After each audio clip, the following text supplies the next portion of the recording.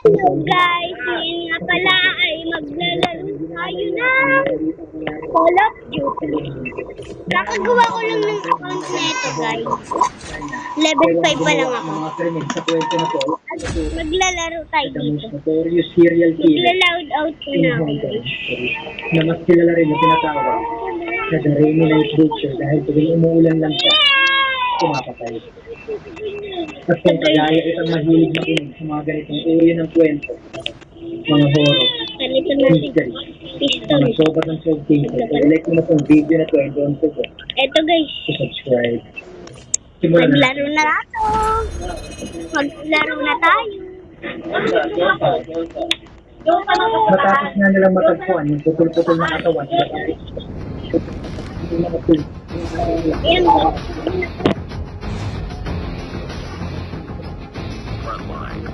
Guys, tignan nyo na lang yung kalawat. ang balita sa investigasyon patungkol din sa babaeng putol ang katawan na pagkuhan sa Singapore River. Hanggang sa lumipas ang ilang mga araw,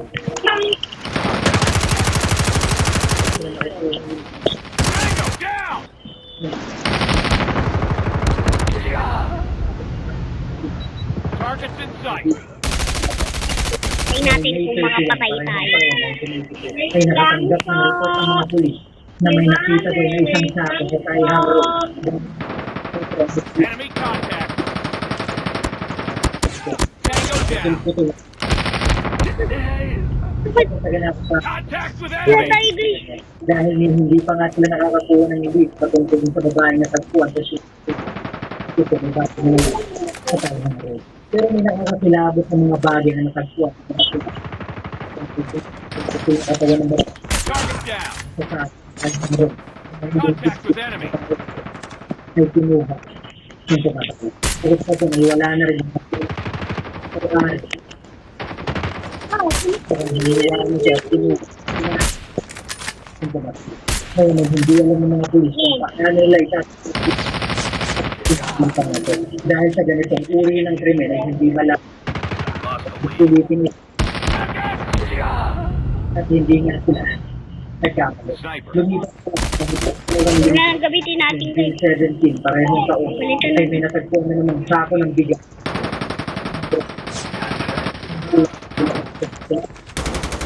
Sa isang sako, na nakakatakot, Enemy in sight. Tango down. lumipas sa dalawa, July 1989. Hinahanap ko. Ng bigas. Contact with enemy.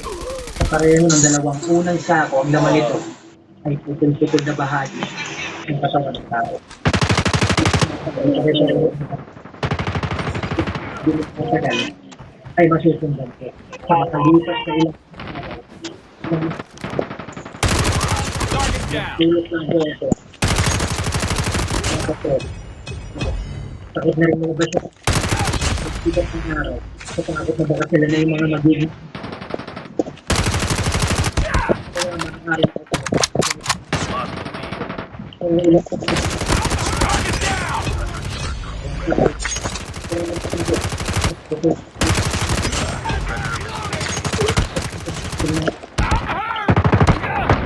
Enemy down. Evo 7 ay nakatanggap ng tawag at yung mongkok siya. Pwede ka magpa-develop ng mga puso. Ang sabi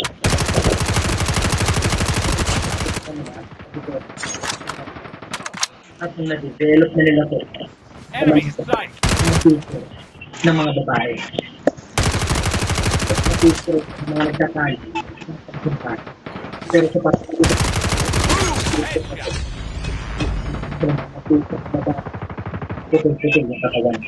May dibdib, mga paa, mga kamay, at meron pa. Target down. Ngayon segundo yung mga pulis, agad sila nagpuntahan sa mongkok shop. Pero kapag alam mo, Reloading. Enemy down.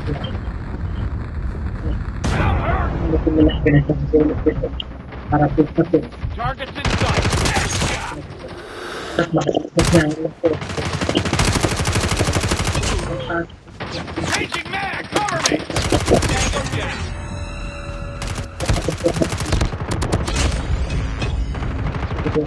Reloading. Yung kaibigan niya daw. Contact with enemy! Tinutusan lang siya ipa-develop nito. At ngayon, ay pipick upin niya yung mga picture na to at dadalhin niya sa kaibigan niya nagtatrabaho.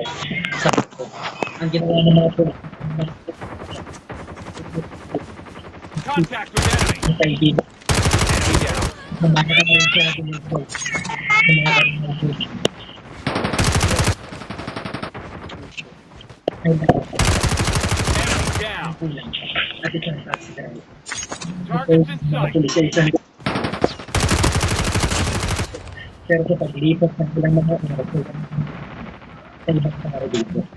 Ang hinalang Target down. ko yan.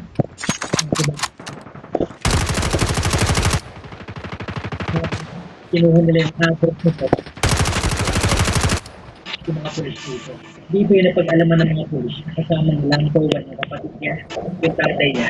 Contact with enemy. Keep it up. Kapatid niya ng Taking the lead. Reloading. Cover me. Enemy. Tango down. niya yung kapatid niya dito natutulog. Sinalungkat nila yung mga ganun. At napag-alaman nila siya sa karaan ng mga pornografiya.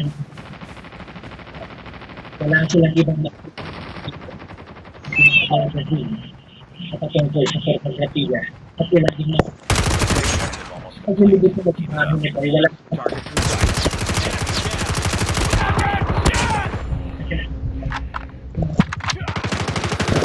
Enemy down. sabi na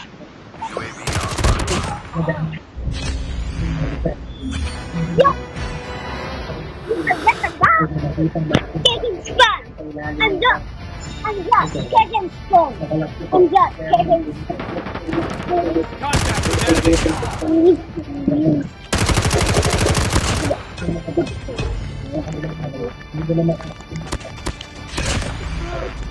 sa sobrang lalaki at sela ng mga bagay na nakita nila sa baba ay hindi nila Ngayon, pinayagan guys. yung mga babaeng polis kahit Sorry, pa hindi ko kayo napansin eh. na makapasok. Hindi ko nakapansin na nagbablog pala ako. Nakakita sila ng garapon. Guys, nakita nyo ba yun? MVP ako guys. Ako yan. Ako yan. Pero hindi ko naman ipagmamalaki kasi level 6. Ang ituturing na pinaka-nakakadiris, pinakamalalang krimen na nangyari Hintayin nyo na lang. kaya ng Hong Kong. Anong gundo nito? Hintayin nyo na lang yung mga gagawin ko. Sila.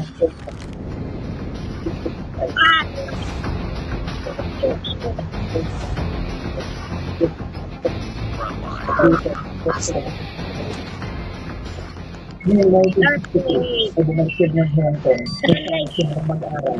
Ilagay. Ayan. Ang totoo ng pangalan ay Lam Po. Naging maayos naman at simple ng buhay. 1970 Enemy contact. ay kinibig ng Head down. Sight. Aray. pinagsasabay ng pagkakasal Guys, hayaan nyo yan. at dahil dito Maya. ay bumaba. Yung last time, mas pila kasi ako. Contact with enemy.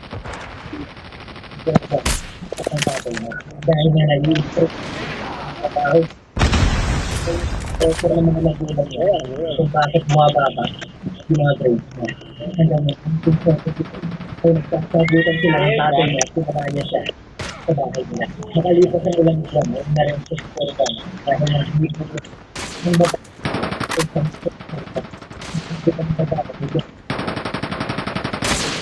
nakulong siya ng 6%. Kasi na-discharge siya.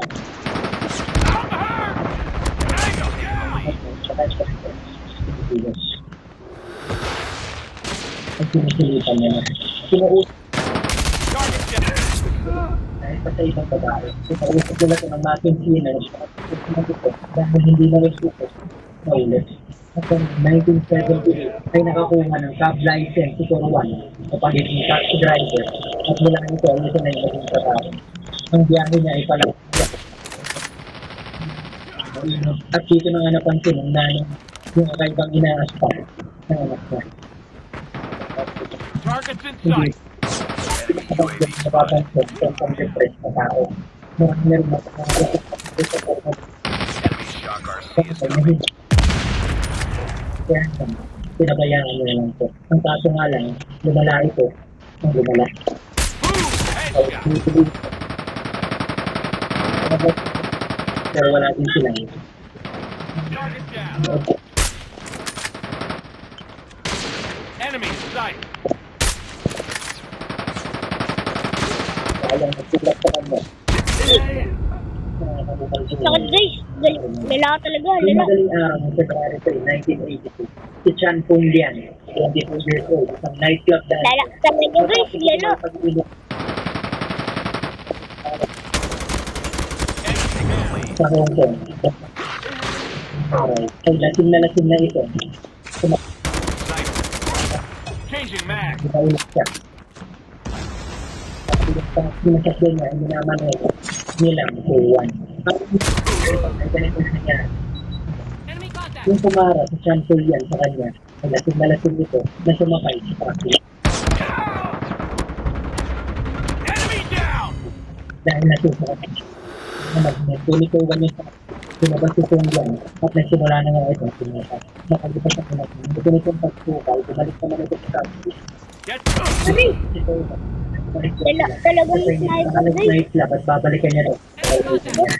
Makalipas ang ilang minutong pagbiyahe nito pabalik sa restaurant sa nightclub. Kung nag-request na naman si Pung Lian, ito pala silang bumalik dito na friendly predator missile lang. Dito, simula mag-unit ng ulo ng pagdang. Pinakay na. Si Pung Lian. Ito mawala sa Reloading. kaya naisip na. Sniper. Ito na po yung Sniper down. ito na yun ng umaga. Hintay niya makaalis yung mga kasama niya sa bahay. Papunta sa trabaho at eskwelahan. Nag-isa na lang siya. Nagtituhan niya kahit ito.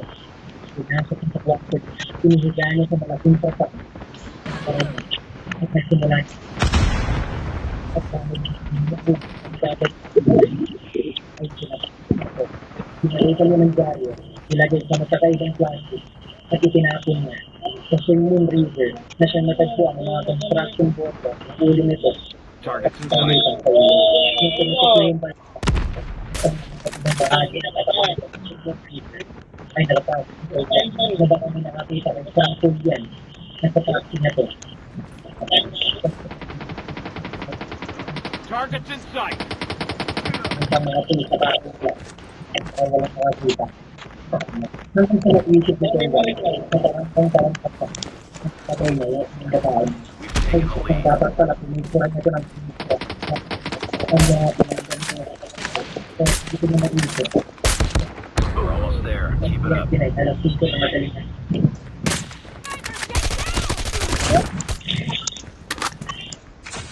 ayun siya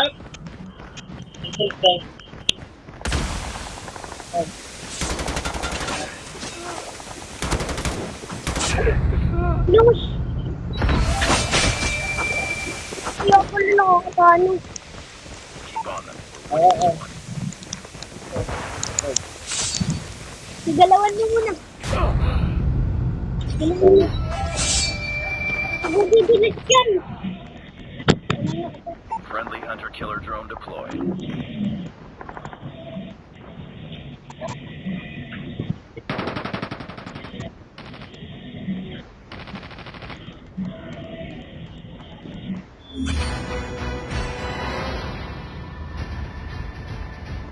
ay tumara at saka sa taxi niya. Isang ganito. Ay ilang years old. At nagtatrabaho at Get down, sniper. pinala sa lutuan sa isang lugar.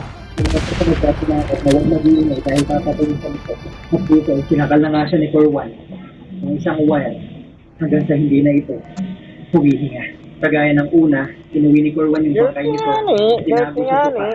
At nung nakaalis na lahat ng tao sa bahay nila, dinala niya to sa kwarto nila.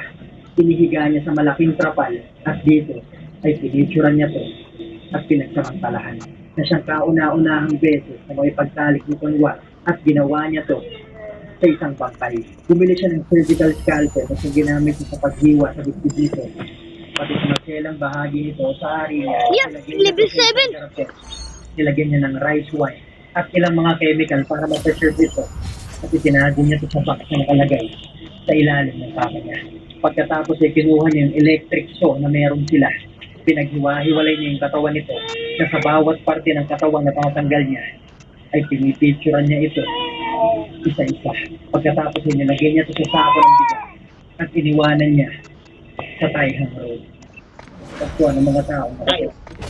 Makalipas ang mahigit sa 2 linggo Taihang noong June 17, 1982, bandang alas 4 na madaling araw ay naisakay niya naman yung Salwan.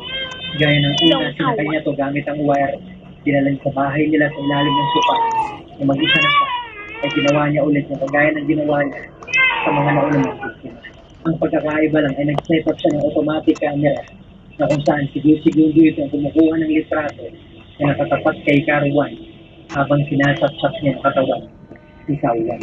At nakuhaan pa nga dito nung kinuha niya yung bitukan nito at sinubukan niyang tikman na isinuka niya naman.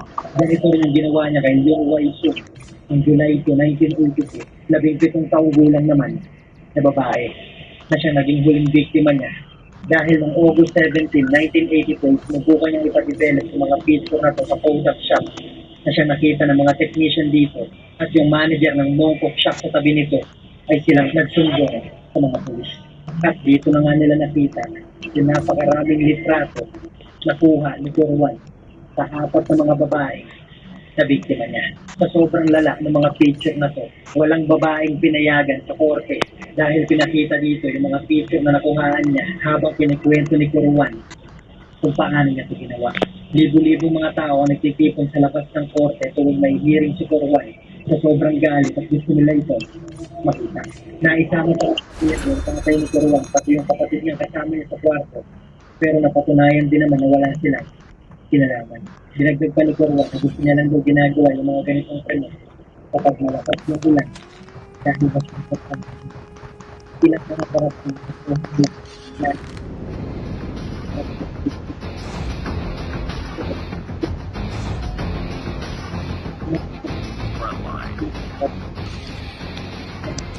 pero hindi siya kung bakit siya nagawa. Ang sabi niya lang ay gusto niya lang daw pakaramdam ang laman ng babae. Enemy down. UAV recon ready for deployment. Penalty sa water ng pinakita. At hanggang may Get down, sniper. plastic Reloading. Cover me. Sniper eliminated. sa cellphone niya. Ang kwento na to, yung Tango down. isang nilang training. Reloading. Enemy in sight. Parang ito rin mo. Predator missile on Kasi standby. sila naman ang movie. Naihangon. Nagtuturing na the most important football killer sa mga. Iyon na lang kayo para masasabi mo sa kit. Ay, napagay.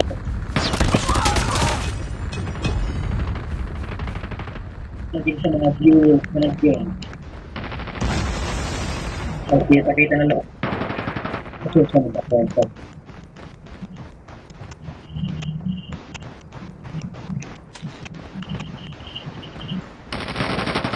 Changing mag.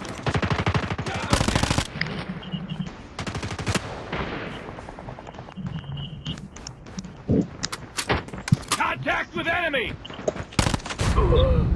Ayun! Ang gamit ng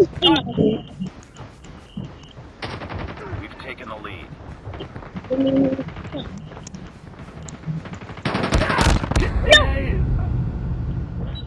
Targets in sight. Enemy in sight. Friendly predator missile. I got shot.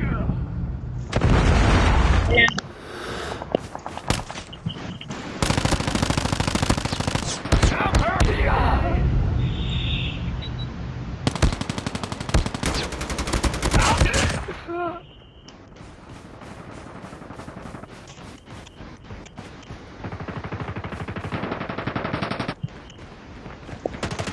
Enemy down. Kwento lang kung serious killer, kung anong laro ang pinakalaro niya. Magumano na po. Enemy contact. Kung kayang gumawa. Siguro na. Taking the lead. Reloading. 2021 na ito Enemy in sight. nakilala. At yung ilan sa mga biktima niya hanggang ngayon ay hindi pa rin nakikilala na ito Contact with enemy. ang nakakalipas.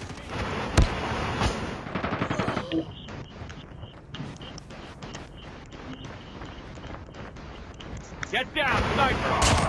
Ang isa pa malagay sila ng malam.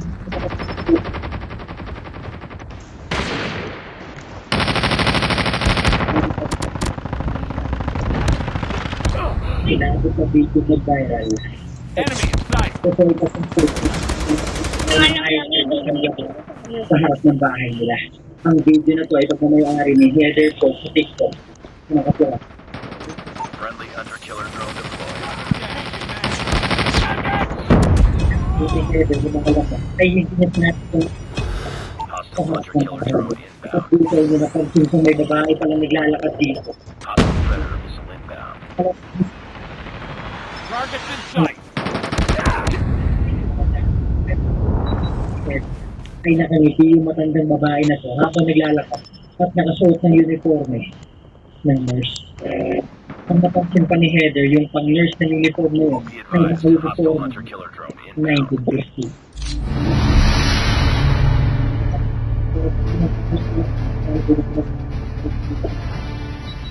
Ulit-ulit sinabi mo Targets in sight.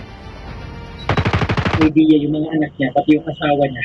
Sa Diyos ko, sinasabi. inis Nung talaga. napansin na ni Heather na parang siya lang yung Hirap nakakita sa kahit babae ano. na yun, ay napasabi na lang siya sa asawa niya na huwag mo Hirap sabihin sa kahit- akin, multo yung kahit nakita ko. ano ka lang, Habang yung asawa klase niya ay ka lang, parang mahirap. nakapagod kung sino yung Kasi babae kakakuha ko pa lang sinasabi nito. nito.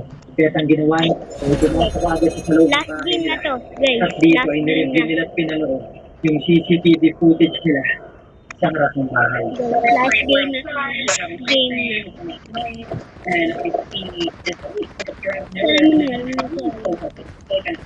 Sino ang may lobo dito?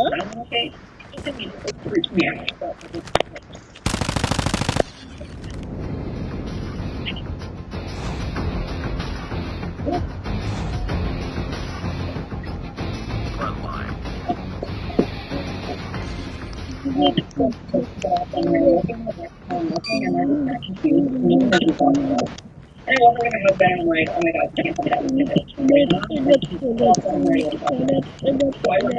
Targets in sight. Chris, paano yun? Paano yun nagawa? Try na akong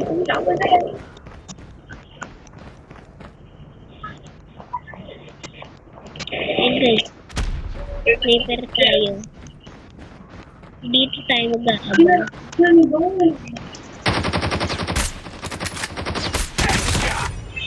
Hey! Targets in sight. Pangit ng spot ko, guys. Palit tayo spot. Inside na.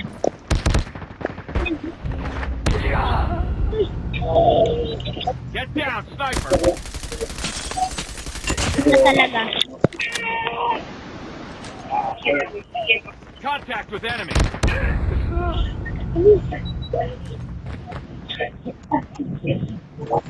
Ang nakakakilabot pa dito, sabi ng tatay ni Heather na dating nakatira din mismo sa bahay nila Heather.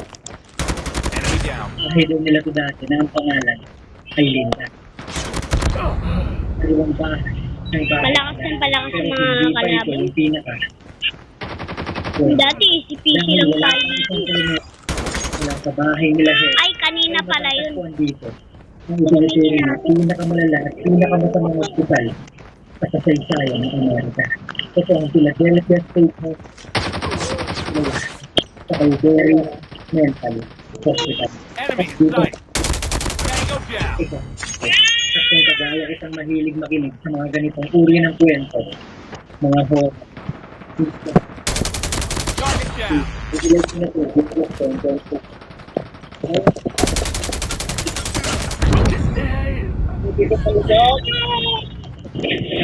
Pala eh. Noong taong 1906, ay nagsimulang iplano ito ang very mental asylum sa Philadelphia, Lost the lead. mahigit sa isang daang nakakalimutan. At nung matapos yung unang building, 1927, ay nagsimula na silang tumanda sa mga pasyente. Naisita ng lugar na masayo Contact with enemy. na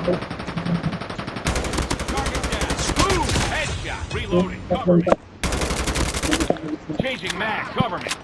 1910 hanggang 1920.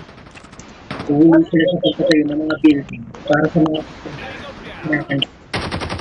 hindi ay kasama yung mga pagkain ng mga pasyente. Labahan at meron pa kasi dito. Talagang malamat po ng mga gulay sa kapila ko sa mga pagkain. Ang kaso nga lang dahil sa epekto ng World War I, Targets in sight. Lost the lead. Reload. Cover me. patuloy sa mga pasyente. UAV online. 20 hanggang 1930 ay umabot na sa 50 building ang meron ang Bayberry Mental. Changing mag. Dahil sa Hunter killer drone deployed. Changing mag. Cover me. Neto yung mga guys. matatanda nila. Headshot. Reloading.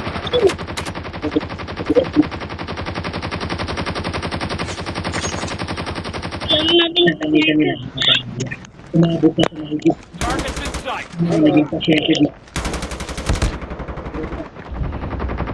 Nakakatulog na. Ang Reloading. Target down. Ready for deployment. nakakonsensya. Tied for the lead. Hindi nila Enemy down. hindi pinapakagawa yung mga pasyente. Predator Ang missile. building dito ay patulang yung mga nagpapakagawa. Enemy in sight. Isipin na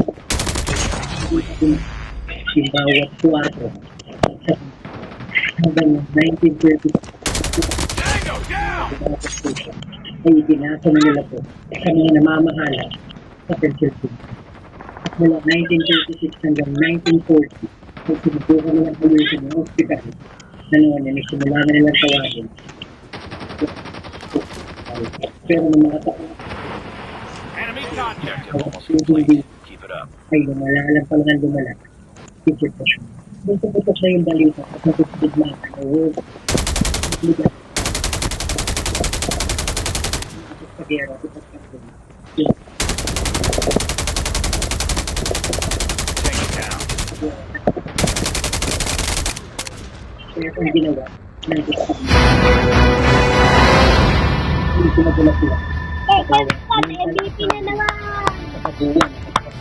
Ang dito ay magiging obligado sila Targets in sight. MVP na naman. At dito na Yes, magsimula yung naka-MVP kwento din ni Charles tayo Lloyd at ni Warren Soy Guys, na dito sila na naipadala nagtatapos ang ating sa video. Bayberry Mental Asylum. At dito Bye-bye! na